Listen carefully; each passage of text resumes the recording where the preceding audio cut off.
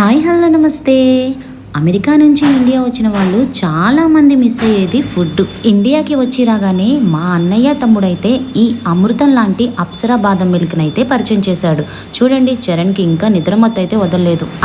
ఇట్లాంటి బాదం మిల్క్ కాదండో, ఈ అమృతం లాగుంది నిజంగా. ప్రిపేర్ చేసే ప్రాసెస్ అయితే మనకి తెలియదు, కానీ గార్నిష్ చేసేది మాత్రం నేను చూశానండి. ఎక్సలెంట్గా ఉంది ఈ బాదం పాలైతే. ఇదేమి ప్రమోషనల్ వీడియో అయితే కాదండి బాబు. పిల్లలకి మన రుచులు అలవాటు అవ్వాలని చెప్పి నాకు తాపత్రయం. అందుకని చెప్పి ప్రతి రుచిని మా పిల్లలకైతే అందిస్తున్నాను. అందులో భాగంగా మొదటిసారిగా ట్రై చేసిన ఈ బాదం పాలు అయితే ఎక్సలెంట్. 10/10 అయితే నేనైతే ఇచ్చేసానండి. పిల్లలు కూడా ముందుగా అయితే ప్రిపేర్ చేసిన బాదం పాలని ఇట్లా గ్లాసులో వేసిన తర్వాత గుప్పెడు బాదం పలుకులు మంచిగా డెకరేషన్ చేస్తున్నారు. చూసారా ఈ విధంగా. ఈ ఆర్డర్ అంతా ఎవరిదో అనుకున్నారు, ఈ లైన్ అంతా మాదేనండి బాబు. మేము ఎక్కడికి కదిలినా గ్యాంగ్ మొత్తం కదులుతున్నాం.